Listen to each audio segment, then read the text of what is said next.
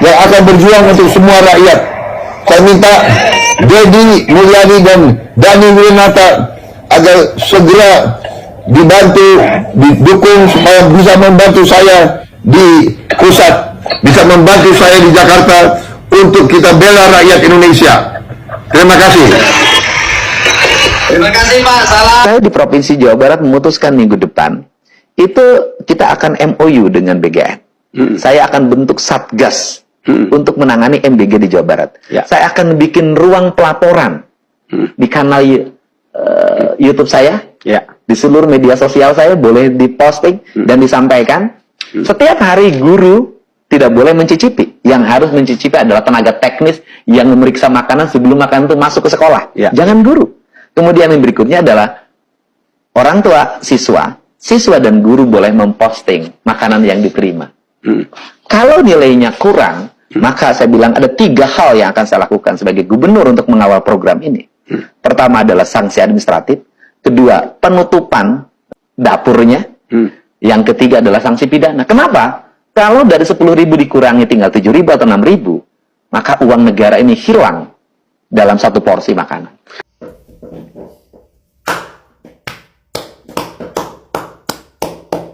Mantap, mantap, mantap.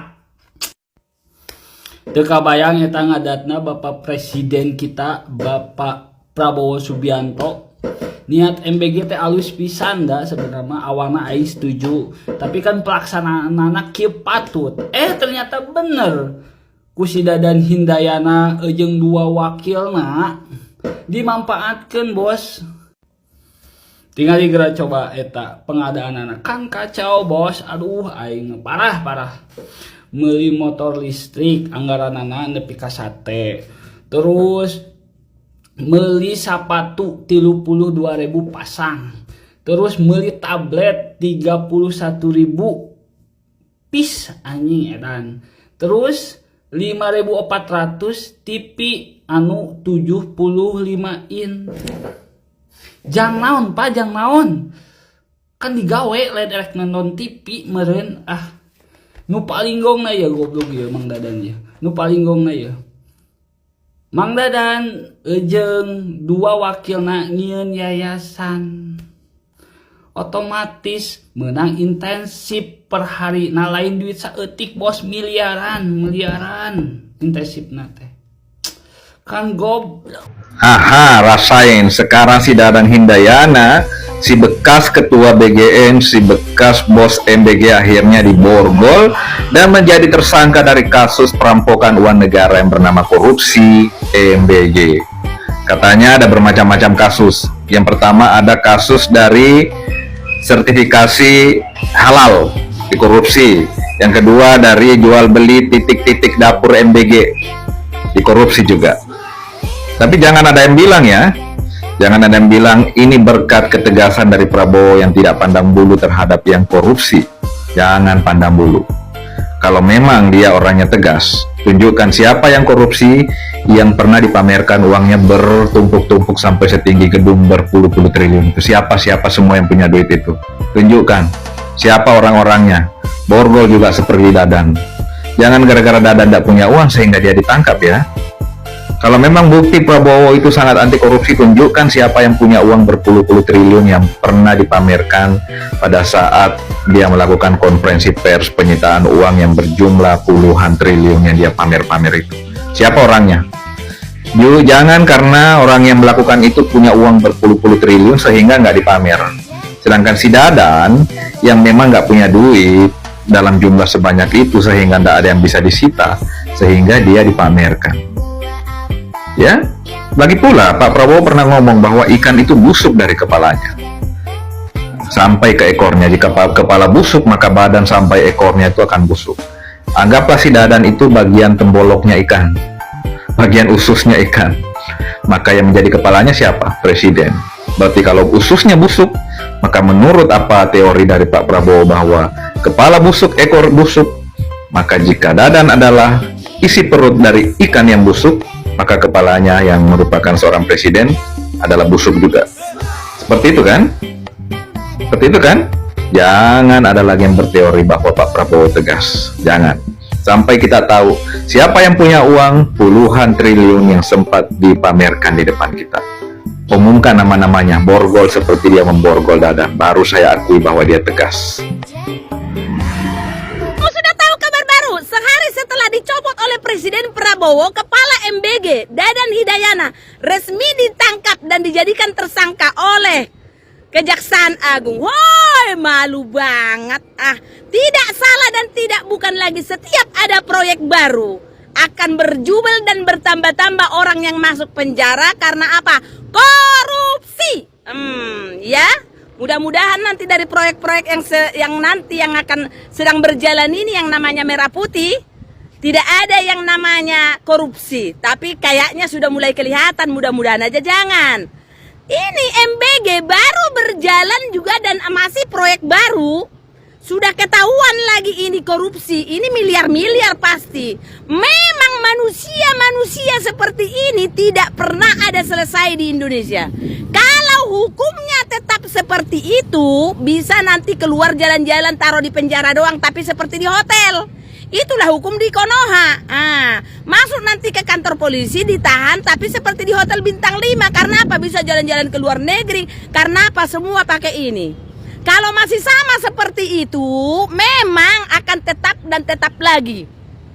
Harusnya dibuat hukum yang jelas. Orang-orang yang sudah ketahuan korupsi seperti ini mempermiskin masyarakat Indonesia, memakan uang rakyat, langsung dor, selesai.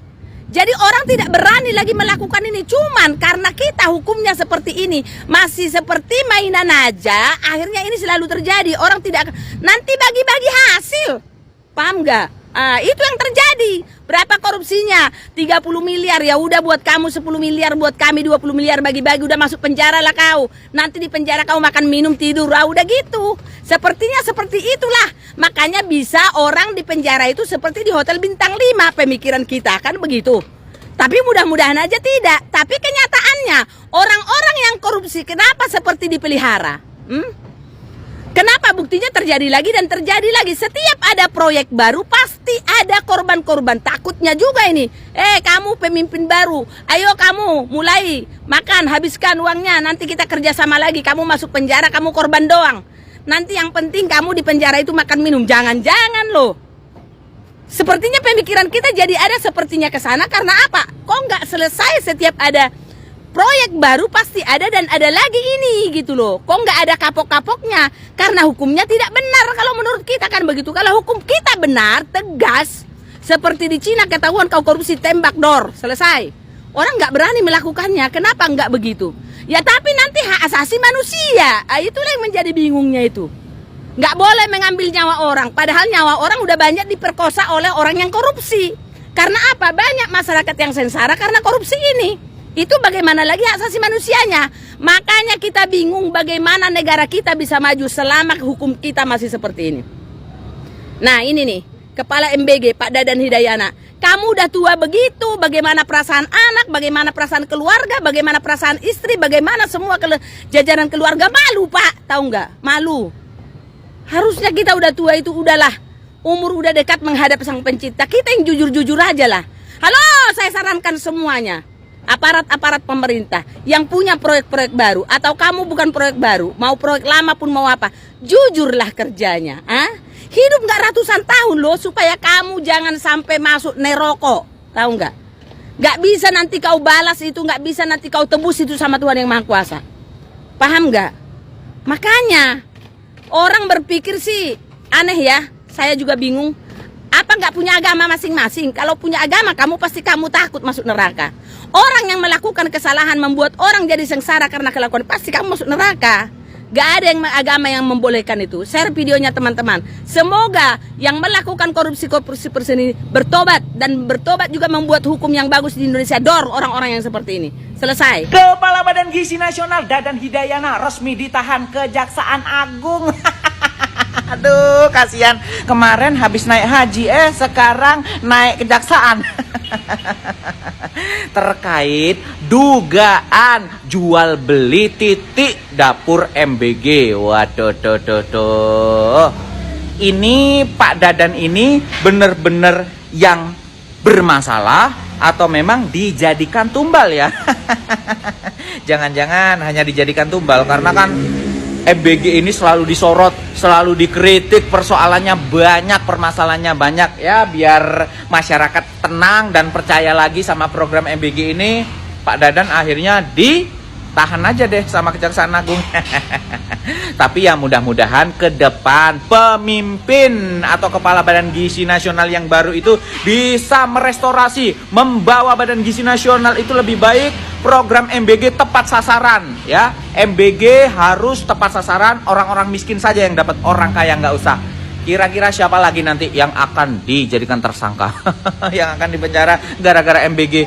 Pak Kejaksaan Agung, jangan cuma Pak Dadan dong. Yang lain itu yang beli-beli itu juga ditangkap ya. Banyak tuh